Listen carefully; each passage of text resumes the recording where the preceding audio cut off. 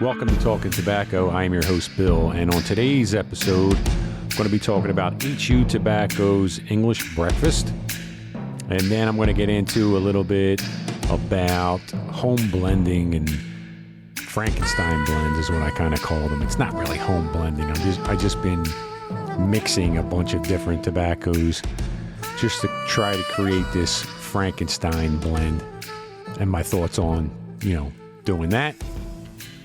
And that's it. We're going to wrap up this episode. So sit back and relax, and let's get going.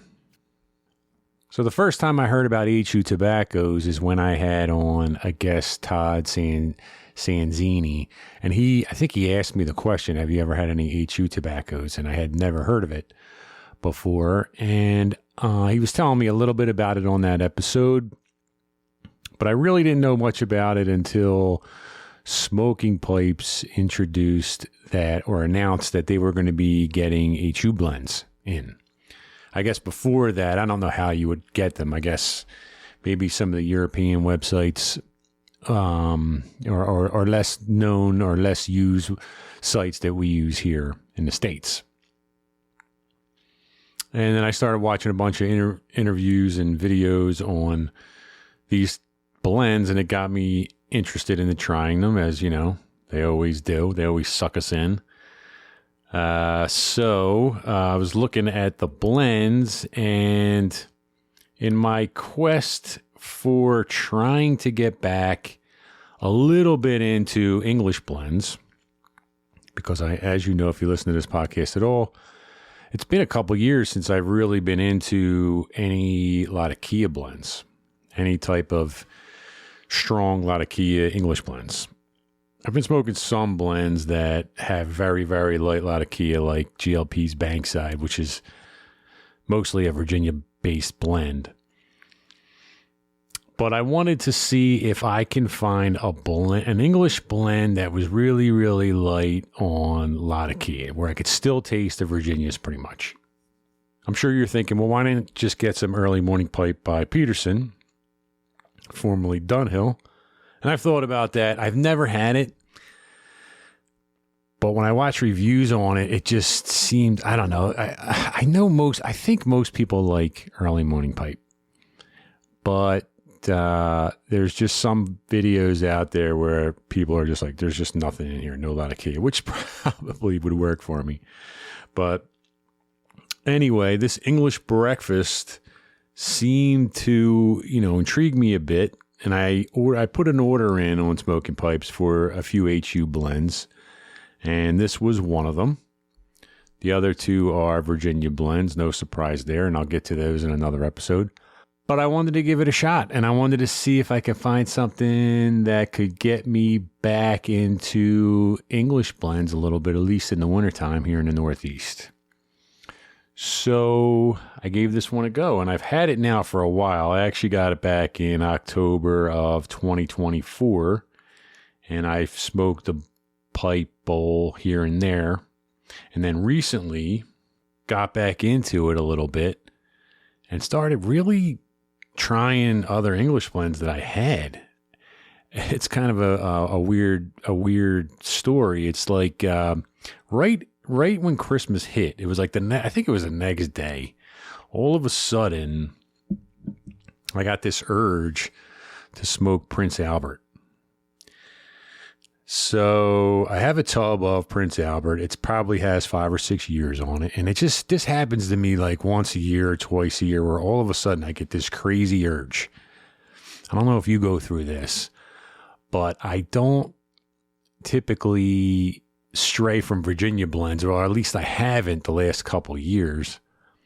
But every once in a while, maybe every 6-8 months, maybe even once a year, I get this craving for codger blends, and I just go on this like couple week bender of that's really all I want to smoke. It's just a weird thing, and I talked about this in the past, where follow your palate, and sometimes I'll be early morning, like 5:30 in the morning, maybe if I wake up before my alarm and I start thinking what I want to smoke with my coffee, because that helps get me out of bed.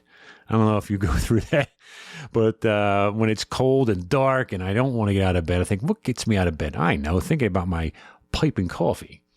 So I'll start going through my catalog in my brain. And I'm like, all right, I got this. I've been smoking this and this. And sometimes you think it's something and it's like, right away, you're like, oh, yeah, that's it. But some days when I'm not craving anything, I might think of a Cadre blend and all of a sudden I'm like, oh, yeah. Let's get one of my big, deep, pipes and just pack it full of Prince Albert and we'll have some fun. Because for me, those blends just are fun. I only have a couple of them, but a couple times a year I do get into them and, there's a lot of nostalgia there, which there's nostalgia with all pipe tobacco for me. But for some reason, the Cadre blends just really, really bring it out. Excuse me a sec. So I was sitting there smoking my Prince Albert, and I wanted to get back and test some English blends. So I was thinking about this HU English breakfast because I was thinking, what blend do I want to review for the first one of 2026? I said, let me do an English. It's cold, and that's the one I've been smoking recently, or the most, even over the last couple years. So. And by the most, it's been like a bowl every, 6 months or something. But, and then all of a sudden, I started thinking about other English blends. Like, my Chelsea Morning popped into my head. And all of a sudden, I started thinking Westminster, my old school love of GLP's Westminster. I started really getting a craving for those. And I was like, no way. Is this really happening? Am I thinking about English blends? Like, what the hell's going on? And I went to the basement and I started pulling out the blends. And I started just putting a little bit in my pipe. And I was like, let me try some Chelsea Morning. I was like, all right, let me try some Westminster. And I was like, they were hitting. And I was like, oh my God, is this for real? Did I just get a palate shift? What the hell? So I went 3 days with just smoking Prince Albert, packing my old school English blends, trying them out. Yeah, I kind of went on this tear, just kind of English tear. I did wind up smoking a Virginia Perica, Elizabethan mixture not long after that, just to see. I'm like, wait, am I all of a sudden going to stop liking English blend, Virginia blends? And, I fired up a bowl of Elizabethan mixture and I was like, nah, I'm fine. So I was just kind of cheating a little bit on my vapors. But anyway, that's how I started really getting back into smoking this HU's English breakfast. So if you never heard of HU tobaccos, I'm not going to get too much into the background. I'll just tell you that from what I looked up, it's a gentleman by the name of Hans, I think his last name is Wiedemann, from Germany. And he started doing some home blending maybe in the 90s and kind of turned it into a business maybe early 2000s. And his blends they get rave reviews. Everybody seems to love them. And it was really hard to get them here in the States until recently. So I think I'm going to be trying a lot of his blends out. This is the only one I've had so far. And just, spoiler alert, it's really good. I do enjoy it. It's still not as good as, my Virginia blends, but, as an English and, especially looking for a lighter English, something with a little less Latakia. This one's really good. I enjoyed it a lot. So we'll get into that now. I'll tell you what. So when I first opened it up, so this is a ribbon cut. And when you look at the blend, it looks like there's a lot of Latakia in here, but there's also a little bit of Black Cavendish. So it's a Virginia Latakia, Black Cavendish, and Oriental. And on the HU tins, what's kind of cool is on each of his tins that I've seen so far, he has the components listed in the order of their abundance in the blend. So the first component at the top of the list is Virginia, and it's written in the biggest font. It's Virginia, then Latakia, then I think it's Black Cavendish, and then Oriental. It's so those last two are printed so small. I need to get my magnifying glass out to really tell you if that's the right order of those two. But just looking at them, there looks like there's Brighton Reds and Black Cav, Latakia. I mean, it smells really good. You're obviously smelling the Latakia mostly, but it's not overwhelming. It's not overwhelming. So it comes ready to smoke. It wasn't wet like the Gowith blends. It's pretty much simple pack and go. And the flavors to me were, you definitely taste Latakia. It's not a deep, heavy, smoky Latakia. It's more like, it comes off more like a fragrant, a softer, fragrant English than a crazy lap bomb. So like I said, I never had early morning pipe, but I've watched videos of guys talking about both. And they all say that this blend has more Latakia than early morning pipe. And I think they all kind of said it was more flavorful as well. But I get like a fragrant, floral, soft, but not light in body. It to me, this is still medium in flavor, like medium in body. This is not some kind of light blend where you really need to tease out everything, but it still feels soft. It's not like it's not a lap bomb where your mouth feels like it's going to explode. It's very soft, and I think the name is perfect. English breakfast. Some guys like stronger stuff in the morning, but for guys that like that to start off the day on the light side and to kind of mellow into their day, this is a really good blend. I don't know how much more I could say about it. I could tell you this. It reminds me of a lot. It reminds me a lot of Squadron Leader. Sam Gowith's Squadron Leader. And I have some Squadron Leader. And I went kind of back to back with the blends, and they're really close. They're really close. So, if you like Squadron Leader, or if you wanted to try Squadron Leader, but you can't get it, it's not always in stock, I would say try this. I think it's really close to it.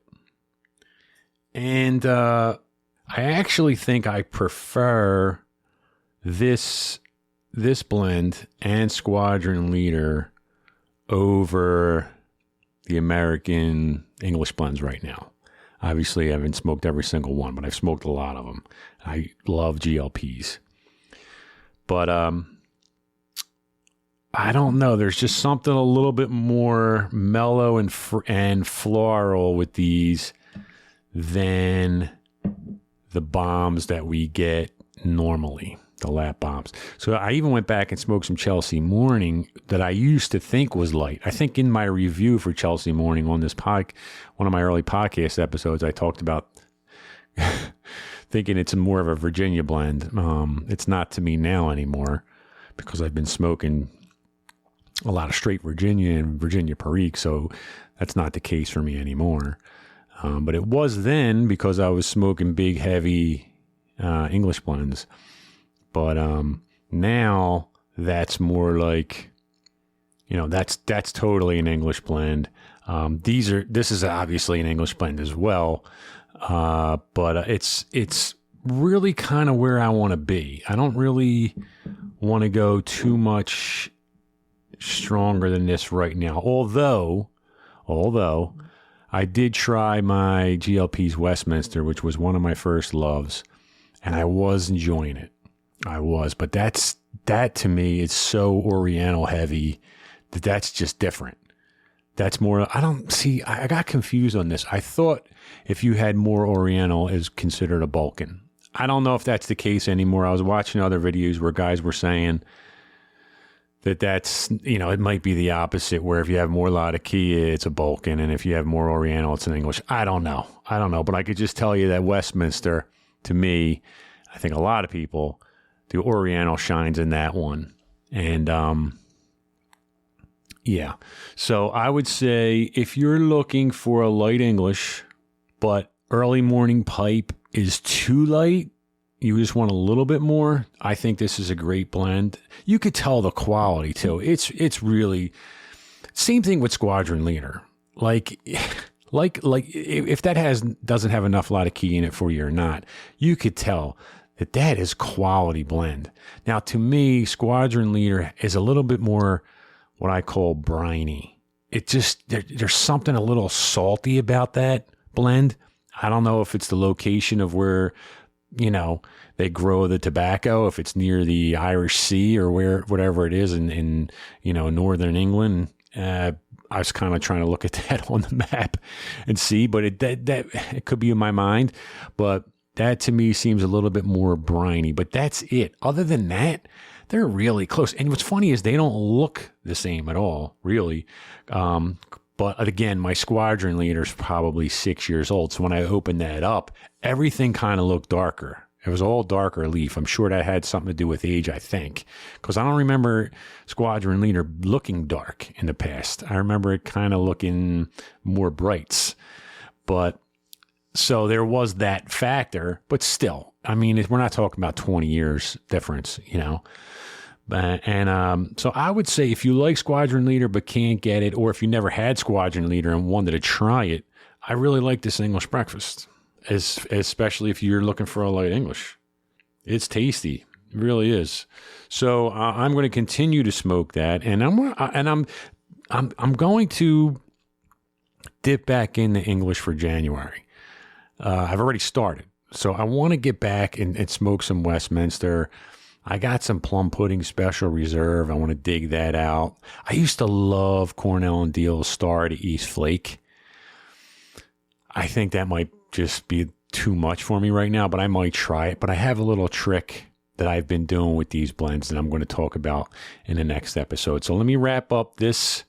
I'm sorry, in the next segment, not next episode. So let me wrap up this segment, because I try to keep things in order. Even though there's times where I'm rambling, I'm trying to keep these things almost like chapters. This way I could put chapter markers in the show notes for you. So this is my HU English breakfast chapter, and then I'm going to be going on to chapter 2, which is talking about my Frankenstein blends.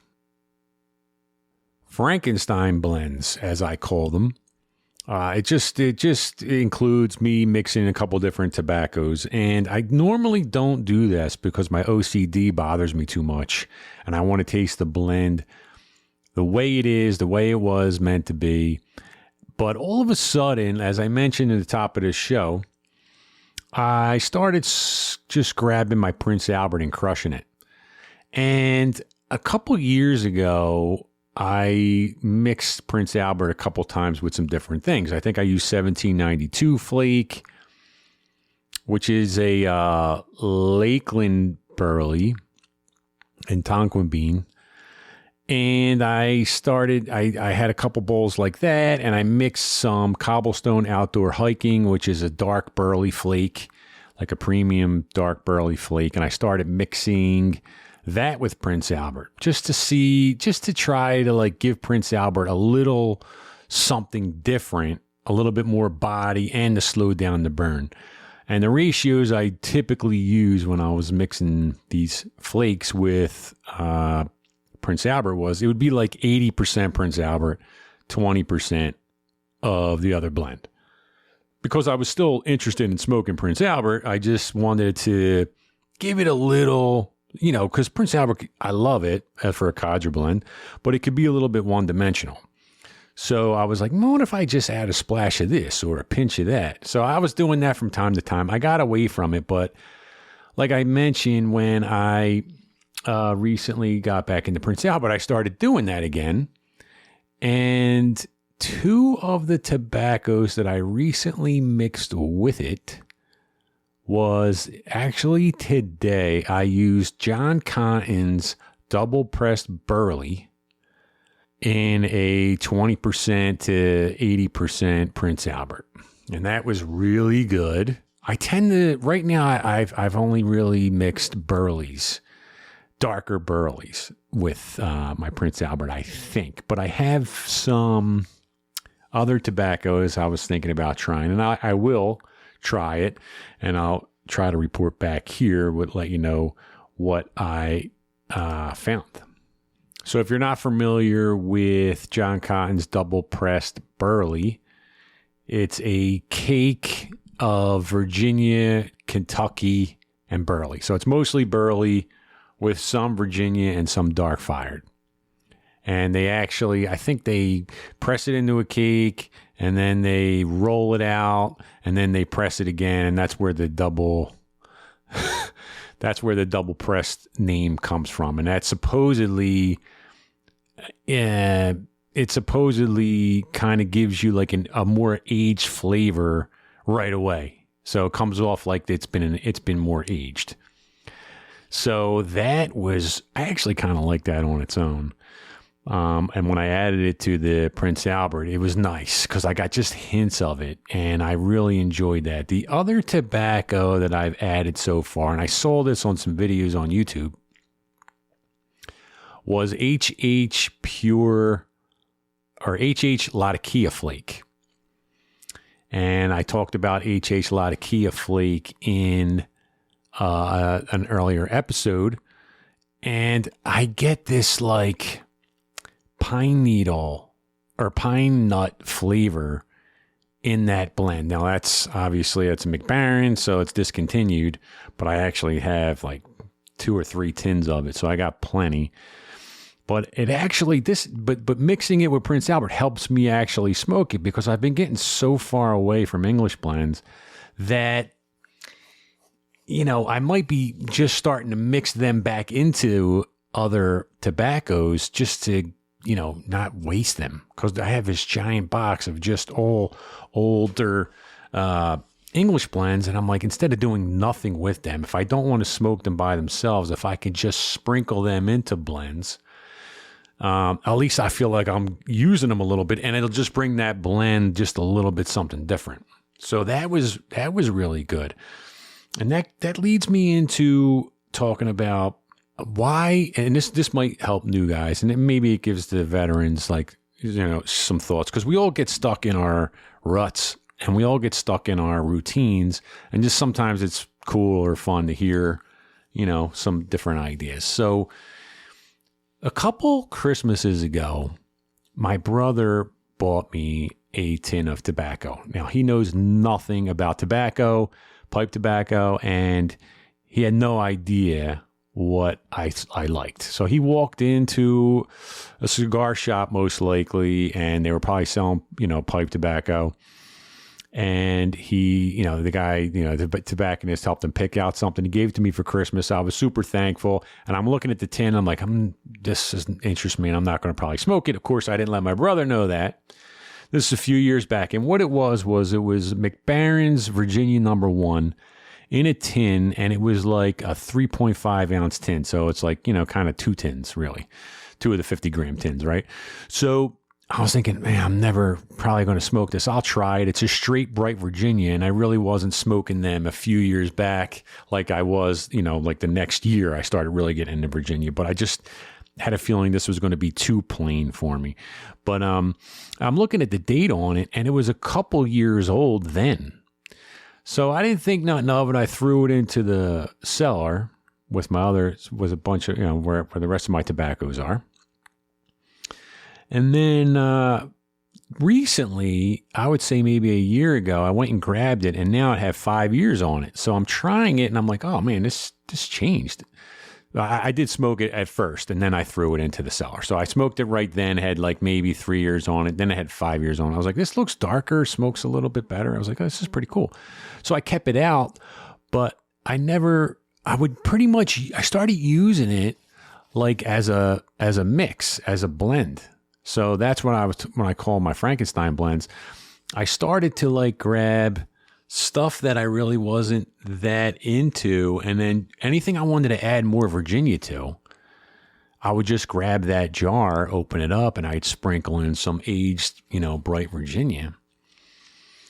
And especially for the new guys, this is a good tip. Like, even if you're into English blends right now, I think you should try and just order a few ounces of a straight Virginia.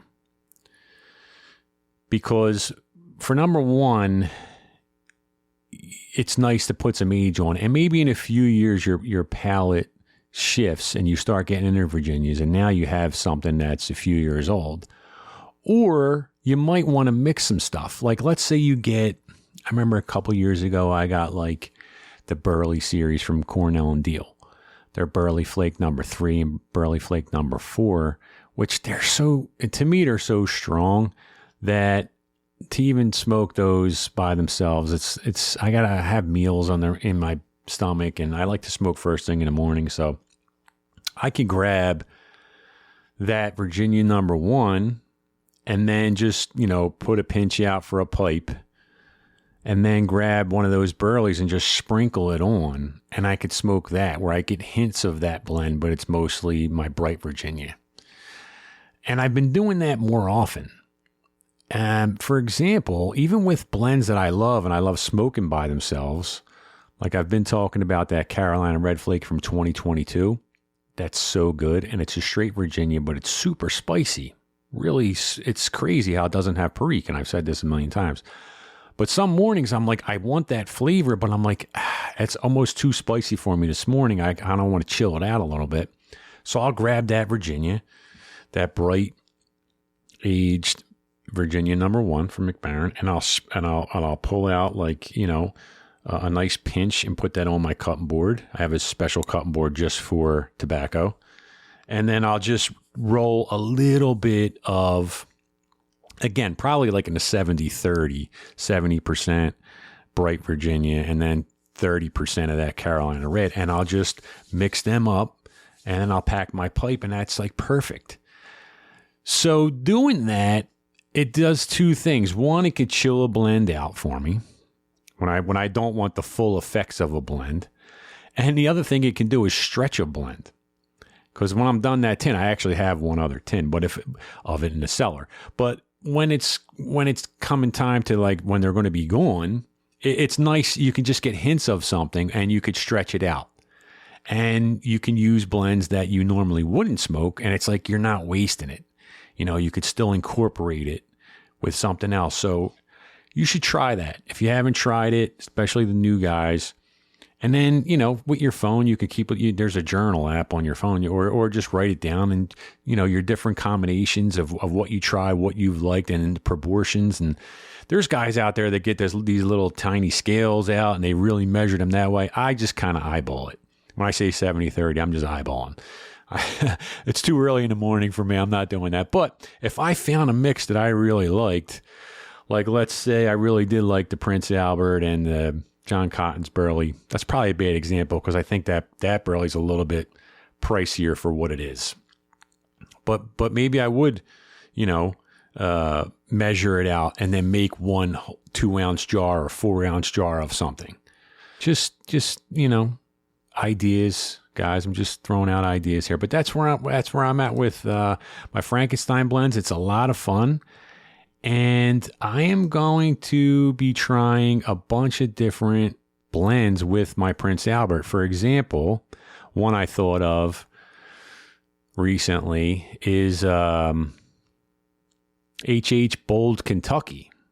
I remember smoking Bold Kentucky and thinking, this is crazy. This is way over the line for me. And again, this was when I was in my English phase anyway. And I was like, this is way too spicy, too strong. I'm putting it away. So that's been in the cellar probably for like 4 years. But I could see me doing like an 80% Prince Albert and 20% Bold Kentucky, which I'm going to do, and mix that up, and I'm going to try it out. And I'm trying to keep a list of, anytime I think of an idea of a blend, and I'm just like kind of writing it down. I'm just keeping I just got this little notepad, and I'll just jot it down. Oh, I got to try this. And that's just a lot of fun for me. And it kind of switches it up a little bit. So I'm going to be doing that probably going forward, at least maybe a couple times a week. Listener feedback. I got a message from John via my feedback form on my podcast show descriptions. You can find that link there if you guys want to write anything. John writes, thank you again for your podcast. Love the format of just simply discussing pipe tobacco. It is exactly what is needed in the pipe podcast world. This past episode, bringing on a guest, was the perfect conversation. He's talking about when I had Jay Blanchard on for the Christmas episode. I would love to hear your take on pipes and codger blends. Happy smoking. Thanks, John. I appreciate that. Jay likes coming on too. I like to get Jay on more.